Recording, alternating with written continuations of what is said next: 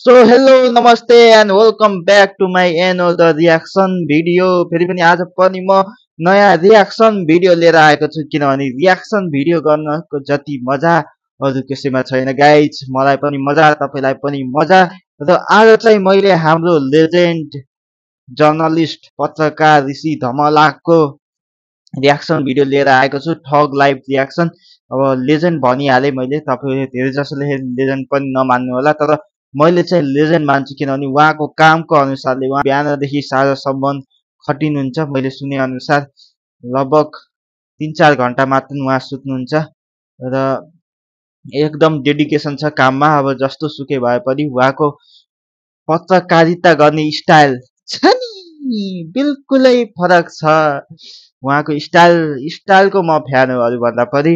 र आज चाहिँ उही ऋषि धमलाको पुरा ठग लाइभ रियाक्ट गर्न गइरहेको छु। र यो भिडियो पनि हाम्रो प्रभात बस्नेत युट्युब च्यानलबाट उहाँले ठग लाइभ बनाएर हाल्नुहुन्छ। उहाँकै भिडियो हो ओरिजिनल। र त्यो ठग लाइभ मैले अहिलेसम्म हेरेको छैन पुरै, के कस्तो हाल्नु भएको छ, कतिको रमाइलो हुनेछ, आउनुहोस् जनता जान्न चाहन्छन् हेरिहालौँ है। So guys let's start the reaction. Disclaimer पढौँ है। This video is created for entertainment purpose only. The content include humor, editing blinded भन्ने त थाहा होला तपाईलाई हैन? हाम्रो सिलिगुडी नम्बर 1 शो हैन? ब्लाइन्डेड नेपालको top number 1 show blinded reality show हजुर। रियालिटी शो हजुर हो के भनेको यो? मेरो खतरा दिन्छन् के नै रहेछ, किनभने मलाई चोखो माया गर्दो रहेछ। हैन के सँग चाहिँ के छ त? पैसा छ, यस्तो चीज छ जुन चीज तपाईले देख्नु भएको छैन। त्यस्तो चीज छ समझदै त्यो चीज देखाइदि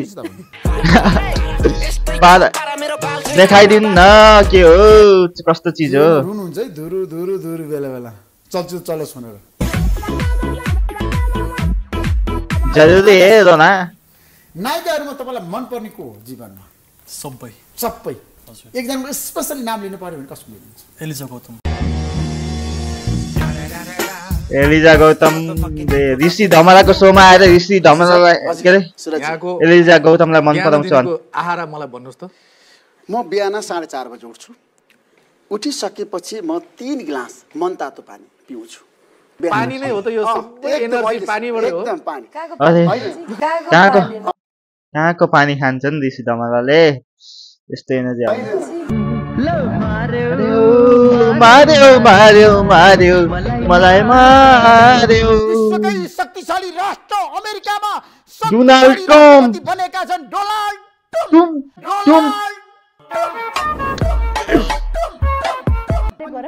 गल्ती थियो मतलब भन्दैछु त, मतलब कुरा नमिल्नु भनेको उहाँबाट पनि कुरा नमिल्नु, मबाट पनि कुरा नमिल्नु, एकजनाको मात्र हैन। गल्ती थियो, दोस्रो पनि गल्ती भयो। पहिलोको चाहिँ कुरा नमिलेको हो, अरु थोकमा एकदम सच्चा मान्छे हो। दोस्रोको चाहिँ झुटा मान्छे हो। पहिलो र सेकेन्डलाई कम्पेरिजन गर्न मिल्दैन यहाँनिर। अब तेस्रो विवाह कहिले गर्नु? यति छोटो अवधिमा संहिता कार्यान्वयन कुनै पनि मुलुकमा भएको छैन। संहिता भनेको त माइखाइ भाडो हो तपाईहरु। होइन, तपाईले तपाईहरुले गाडी चढ्ने अनि तपाई निवासमा बस्नु। तपाईहरुको मात्रै हैन, संहिताले के गर्यो भन्नु देशमा? विकास कहाँ गर्यो म देखाउँछु। तपाई मुख्यमन्त्री भएपछि तपाईले गरेको विकास 1 2 3 भन्नुस्। संहिता ऋषि धमला ल भन्छ साहब। ऋषिजी चिच्याएर नबोल्नुस्। मेरो कुरा तपाईँ आफै एजेन्डा तपाईको कुरा गर्नुस् न। के गर्नु भन्नुस् ल? भन्नुस् 2 3 भन्नुस्। विकास के गर्नु पर्छ? भन्नुस् विकास कुन कुरा भन्नु पर्छ? विकास खै विकास है तपाईले के गर्नु भन्नुस् न? तपाई हैन हैन है भन्नुस् न। मलाई के देखाउनु? कुन क्षेत्रको पर्दैन। मुख्यमन्त्रीले मलाई पर्न सक्दैन। जनतालाई भन्नु हो तपाईले। जनताको मुख्यमन्त्री हो। केजीएफ को रक्की भाइ हुन् क्या? कामहरु भने जनतालाई बाँड्नु तपाईलाई दिनु पर्दैन। तपाईलाई दिन्न। तपाईको जवाफदेही तपाईलाई दिन्न है। तपाईलाई दिन्न। हैन, तपाईले माग देशको मुख्यमन्त्री यसै तपाईलाई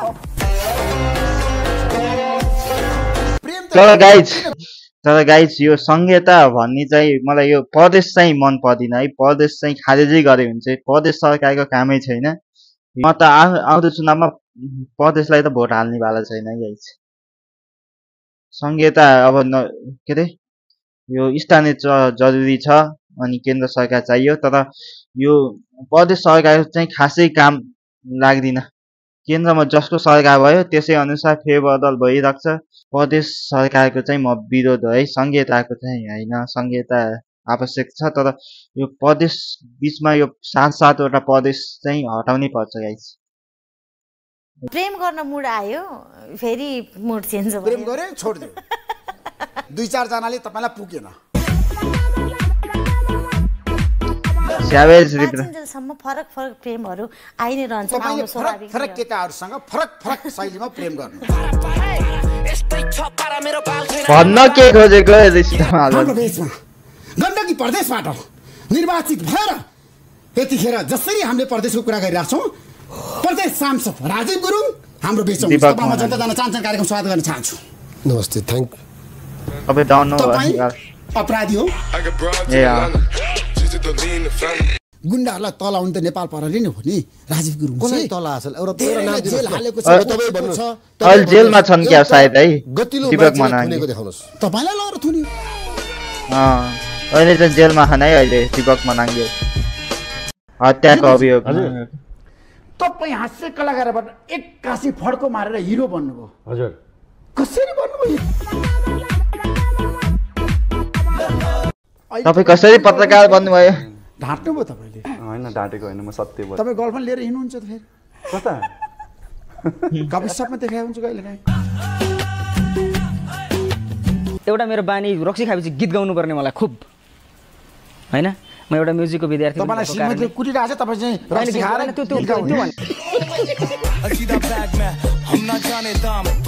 उहाँले कम्पनी खोले हुन्छ मुद्दा हाल्ने भन्ने हाल्छु त सके तपाईँ पनि खोल्नुहोस्। के रे उहाँको नाम सफल हो कि सफल के थियो? अहिलेको सोसियल मिडियामा मेरो छोरीले म विदेश जाँदाखेरि ड्याडी मलाई डल ल्याइदिनु भन्छ है, यो डल ल्याइदिनु, मलाई वेडनेसडेको एउटा डल ल्याइदिनु भन्छ होइन। अनि मैले चाहिँ त्यो डल कहाँ पाउँछ छोरी मलाई थाहा छैन, म प्रोग्राममा छु भनेपछि उसले कुन अस्ट्रेलियाको कुन सिटीको कुन सपमा कति नम्बर स्टेटमा कुन सपमा पाउँछ भनेर यहाँबाट मलाई लोकेसन पठाइदिन्छ। ड्याडी त्यहाँ पाउँदो रहेछ, त्यहाँ गएर त्यो किनेर ल्याउनु भनेपछि संसार यति धेरै एडभान्स भइसक्यो हो। संसारका कुराहरू हामीलाई थाहा छैन, हाम्रा नेताहरूलाई थाहा छैन, हाम्रा कर्मचारीहरूलाई थाहा छैन होइन, हाम्रो चाहिँ न्यायालयलाई थाहा छैन, हाम्रो कार्यपालिकालाई थाहा छैन, सबैले थाहा छ नि त। एउटा गीत गाइदिनुहोस् भन्ने होला। तपाईको बुझे जस्तो गरेको मान्छेले बुझाउन सकिन्न, नबुझे जस्तो एउटा गीत गाउनुहोस्। यस्तै हो के यो ऋषि धमलाको पारा कहाँ सिरियस टक हुँदै रहेछ। किन त्यसो भन्नु भयो? तपाईँ बस्नुहोस्, फिर्ता लिनुहोस्। तपाईँ यसो त्यो फिर्ता लिनुहोस्। तपाईँ यस्ता शब्द नबोल्नु। तपाईँले किन अध्यक्ष सत्य भन्नुभयो? तपाईँ दुनियाँबाट परिचालित मान्छे। को दुनियाँबाट भयो? फेरि हात लाउनुहुन्छ। अनि को दुनियाँबाट भनेको? बस्छ बस इज्जतै छैन यार।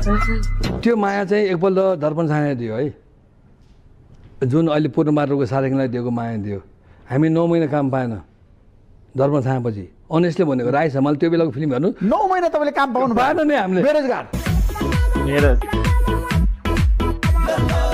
तपाईँ पब्लिकको बिचमा पनि त लोकप्रिय हुनुहुन्छ नि त।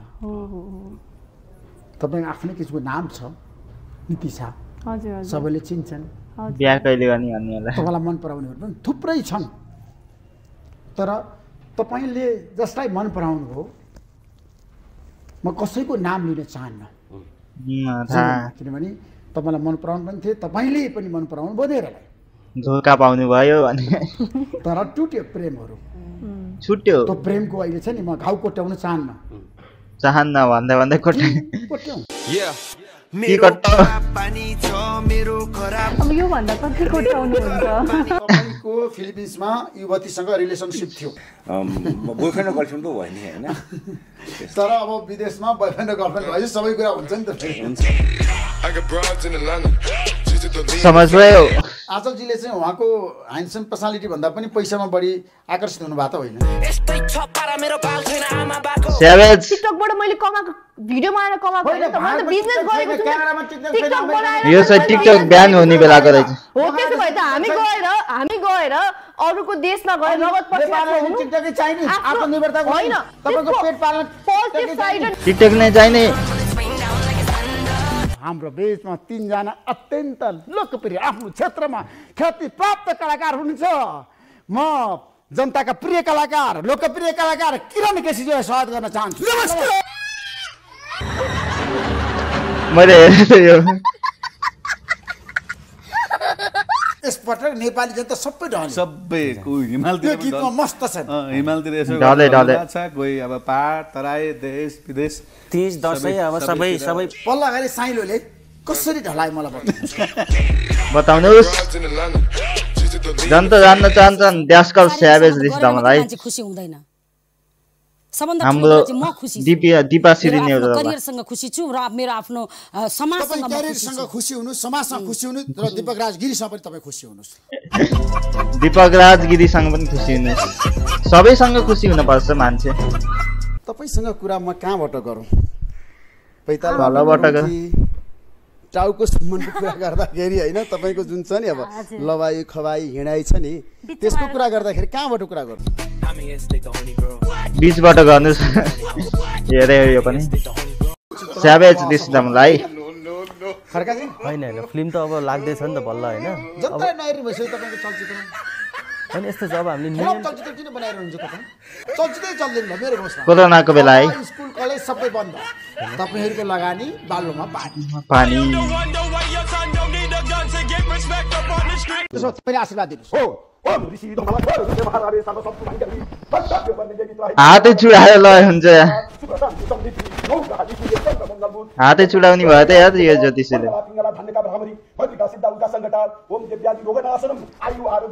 अरे